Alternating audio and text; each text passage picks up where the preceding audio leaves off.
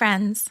Welcome to Foggy Oak Fairy Tales, a stories podcast for all ages, where we tell farm stories from real life happenings on Foggy Oak Farm, as well as fantasy tales to spark both learning and imagination. I'm so glad you're here. Hi, friends. This week's story is about three hens with big personalities who recently rejoined us at Foggy Oak Farm, and the hijinks they have already gotten into. Flock additions are always interesting, but perhaps never quite so much as for these hens who had never seen a rooster, let alone an entire farm full of animals. Join me this week to find out how they are acclimating to their new home here at Foggy Oak Farm. A couple of weeks ago, I brought three hens back to the farm. Saying back to might be a stretch, but I think we can claim it. You see, these hens were hatched from eggs that our hens laid here about 2 years ago. The resulting chicks were hatched by a school nearby and loved on by the kids there for the past 2 years. A rooster who hatched from that clutch had already come to live with us a while ago, but the female chicks remained, getting spoiled rotten on the daily. However, over the last couple of months, they had gotten, shall we say, a taste for escape. Once they learned how to fly out of their pen, there was no keeping them in. One in particular, an old English game hen named Sweet Pea, had become the ringleader of these escapades. Taller fences, no match for Sweet Pea. Bird netting over the enclosure, Sweet Pea would find a gap. She led her flock mates Oreo and Chipmunk on an increasingly hazardous series of jailbreaks, beginning by just flying out into the schoolyard and parading around daily, and eventually escalating to flying over the backyard school fences and out into the active road, where they had to be fetched by increasingly frustrated and baffled grown-ups. No, it was time for a fresh batch of chicks and wider spaces for this trio of troublemakers. They asked if I would trade eggs for hens, and I was happy to. I came to the school one morning a couple of weeks ago after dropping the kids off to make the exchange. A clutch of fertilized eggs for the school to hatch as a fun science project for the kids in exchange for these three hens. Now, I hadn't seen them as full-grown hens, so I wasn't really sure what they would look like. It surprised me that I could immediately tell who their parents were based on their appearance. Sweet Pea is what's called a Wheaton-style Old English game hen. She's the color of ripe wheat with a darker gold head and neck and an ombre sand-colored body with brown and black tail feathers. Oreo is just plain black, but she had bright orange eyes the color of a ripe pumpkin. And Chipmunk is a lovely mix of golds and browns with the same bright orange eyes as Oreo's. They all looked very much like their mothers, but the orange eyes were definitely presents from their father, our large second-in-command rooster named Rusty. The hens were cooperative about being caught until I took them from the students who helped catch them and attempted to shove them into the cat carrier I had brought for them. They did not care for this at all. Oreo went in first with little difficulty. Sweet Pea was second, and she put up a bit of a fight, but did go in. However, when I went to add Chipmunk to the carrier, Sweet Pea burst forth in a blaze of feathers and righteous indignation. I was embarrassed. Shouldn't I be better at catching and holding on to chickens by now? The patient child helpers quickly caught her up again and brought her back to me. I tilted the carrier vertically and plopped her in, a little bit on top of Oreo and Chipmunk, who gave affronted barks of displeasure. I quickly fastened the door of the carrier and set it back down horizontally as it was supposed to be. I then hoisted the carrier and waddled to my car with the awkward weight of the three chickens making me lurch from side to side. I imagine I looked a little like Frankenstein's monster, hobbling along as I tried not to drop the carrier full of angry chickens and trying to make it to my trunk. When I did manage to place them into the trunk, the 3 hens glared at me accusingly, reminding me very much of their dinosaur ancestors with their fierce, judgmental eyes. I was at least pleasantly surprised that on the ride home, they made no further protestations. We had figured that since they were, in theory, used to being in an enclosure at the school, they would do better if we started them in a pen, so they could get used to the farm. We have 2 main pen options, a long rectangular rolling pen that my dad calls the coffin because it is so heavy and hard to move, and a hoop-style pen that is a bit more airy. I already had 6 adolescent chicks in the coffin who were learning how to free range, so my best option was the hoop pen. However, it's springtime on the farm, and the hoop pen already had a couple of residents. Specifically, one of our duck hens and a silky hen had decided to share a nest together and hatch the duck's eggs. They didn't get off the nest much, just occasionally for food and drink, but they might object strongly to the 3 new pen mates. Still, I didn't have much choice. The timing was what it was, and it was better for them to be with adult broody hens than young chicks that maybe they would be tempted to pick on. So into the hoop pen they would go. I parked, pulled them out of the trunk, and brought them to the hoop pen in the yard. When I opened the carrier door and held it wide for them so they could walk out, they refused. They planted themselves in the carrier and would not budge. When I tipped it nearly upside down, Oreo came tumbling out with a series of indignant "Walks," while the other 2 scrambled to try and hold their position in the carrier. I rolled my eyes and tipped it fully upside down, and Chipmunk and Sweet Pea were unceremoniously dumped onto the grass of the pen. They ruffled their feathers and clucked loudly to each other as they strutted around the pen. Thumbelina the duck and our as-yet unnamed silky hen watched them warily from their nest, which is a converted cat litter box that we have discovered hens love using to lay and brood eggs in. They did not emerge, preferring to watch in silence as Oreo, Chipmunk, and Sweet Pea acclimated. More on Thumbelina and the Silky in another story. After a few minutes of ruffled clucking, the trio got very comfortable. They began gobbling the food, guzzling the water, scratching in the grass, and generally making themselves right at home.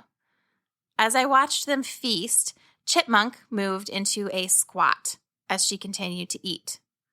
"That's odd," I said to myself as she moved lower into her squat and continued eating.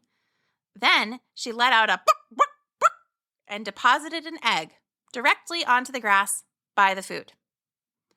I guess that's a good sign she's comfortable, I thought, baffled that she hadn't tried to fully sit down or move to a more private spot in the pen. Most of our hens prefer a quiet, secluded corner or cat litter box to lay in, rather than the middle of their cafeteria. And then the other chickens began to arrive. Perhaps alerted by Chipmunk's box, perhaps simply curious about all the commotion over at the pen. Either way, the rest of our chickens were intrigued. They tend to hang out in different clumps during the day. A rooster with a few hens here, our boss rooster with 10 or so hens there, another rooster with a handful elsewhere, etc., etc., etc. And in their clumps, they began wandering up to the pen. The trio weren't too interested in the other hens, but when one of our roosters, Sir Didymus, came up to the pen and tried to talk to them with a "buck, buck, buck, buck, buck, buck, buck, buck, buck," they leaped backwards with a squawk. And that's when I realized they had never seen an adult rooster. They had not conceived that there were other types of chickens in the world.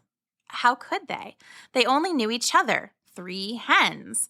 Other hens were, perhaps, not such a conceptual surprise, but a rooster? Well, it blew their minds. Oh, ladies, I said. If you can't handle meeting a rooster, I don't know what's going to happen when you learn about sheep and goats and dogs. I left them to further acclimate, walking back to the house to join a work meeting and wondering what they'd make of life on a farm. It was going to be a monumental change from living at school in pampered bliss as the only 3 animals, adored and spoiled by all. We left them in the hoop pen for the rest of the day, overnight, and the following day. At that point, we figured they would have had enough time to figure out they were joining a large flock and could integrate with the other chickens and go with the flow. When the sun set that evening, my daughters and I each took one of the hens out of the hoop house, tucked them under an arm, and carried them to the chicken coop. We set them on a roost, much to the other chickens' surprise, and left them for the evening, now, we hoped, as part of the flock. The next morning, they were extremely not having it. The 3 hens burst out of the coop in a fury, squawking and under chase by at least 2 roosters. 2 hens headed in one direction, the woods down the hill from the coop, and Sweet Pea headed back to the hoop pen. As soon as she saw me, she ran up and asked to be put in the hoop pen. Her bark, bark made it clear that she wanted food. She wanted water. And most of all, she wanted to be away from the rest of these awful creatures. I obliged her, but immediately then started worrying about Oreo and Chipmunk. What if they went too far in the woods and the fox found them? What if they flew over the fence and got themselves lost? With a sigh, I fetched the kids and we went on an early morning chicken hunt. After checking everywhere we could think of, we finally found them, way down the hill in the corner of the woods, happily scratching away in the dirt under a strand of pine trees. Fortunately, my kids are part goat and were happy enough to scramble down the hill and fetch them up. Even more fortunately for us, their training as school pets made the hens very used to being caught. They docilely allowed the kids to fetch them back up the hill. And back into the pen they went for another day of acclimation to Foggy Oak's flock. We tried again that night, placing them carefully into the coop and hoping for a better experience in the morning. This time, things did go better in the morning, until Sweet Pea, evidently looking for us, wandered up to the patio outside my kitchen window and met her first cat. I had just noticed her as she paraded around, barking for attention. I didn't really want her on the patio because it's close to the fence by the dog area, and we had already ascertained that Sweet Pea did not know what a dog was and was unlikely to have a good reaction to meeting 5 gigantic specimens. So I opened the window and called out, "Sweet Pea, get off the patio and go back to the other chickens." She heard me and looked up at the window at me, just as our cat Ruth jumped off a patio chair and sauntered over to check out this noisy chicken. Ruth got within about a foot of her before Sweet Pea noticed and lost her mind. She jumped a full foot in the air with a "Brak!", extended her wings, and flew frantically back towards the known territory of the hoop pen.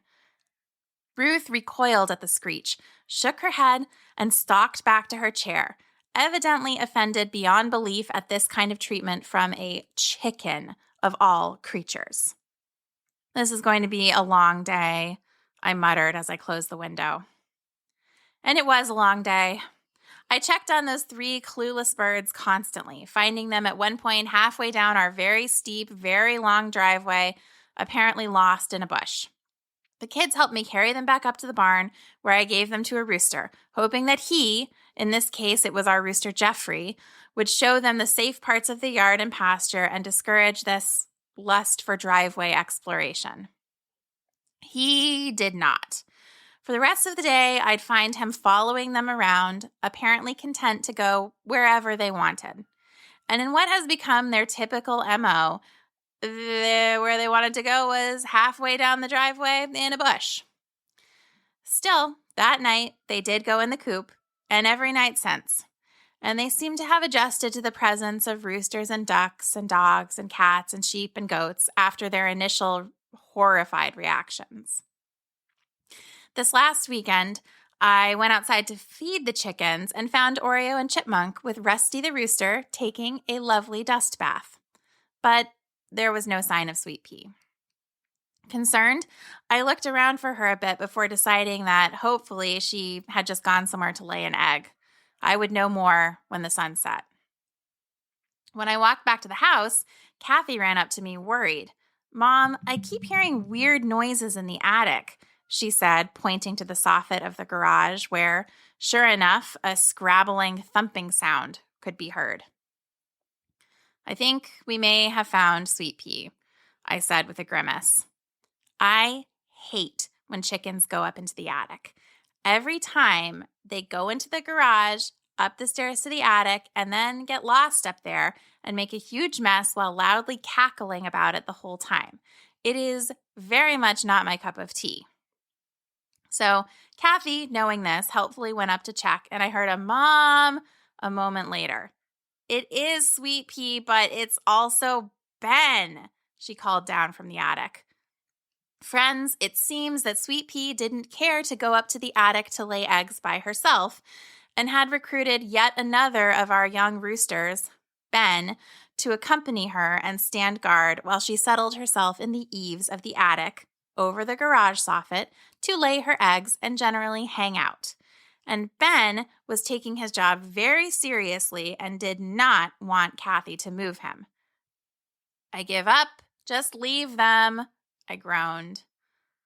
Kathy was determined and tried very hard to catch them, but truly, Ben was not having it, turning into the wiliest, slipperiest chicken I've ever seen. He was uncatchable. And what's more, Sweet Pea hunkered so far down in the eaves that she could not be reached. Even Kathy eventually gave up, clumping down the stairs with a disgusted sigh at the antics of our new attic chickens. And that's more or less where things are as of this episode. Oreo and Chipmunk hang out together with the rooster most of the day. Sweet Pea graces them with her presence for a while and then spends most of her time making a mess in the attic with Ben.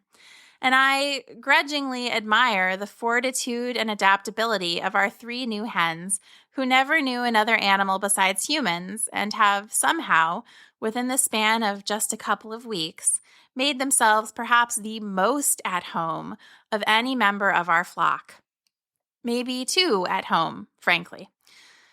Given their outsized personalities and penchant for creating a scene, I imagine we'll see them here again. But for now, we'll leave them here, beginning a new chapter of their very interesting chicken lives at Foggy Oak Farm. The end. Remember, you're part of the story too. What did you think of this story? What did you imagine when you were listening? We'd love to hear your part of the story. If you and your grown-up want, you can share your thoughts or a picture you drew with our Foggy Oak podcast family. You might find it easiest to share with us on Facebook at Foggy Oak Farm, but we have lots of options on our website, foggyoakfairytales.com. You can also check out pictures from the farm and learn more about us. Thanks for being part of the story, and I hope you'll join us next week.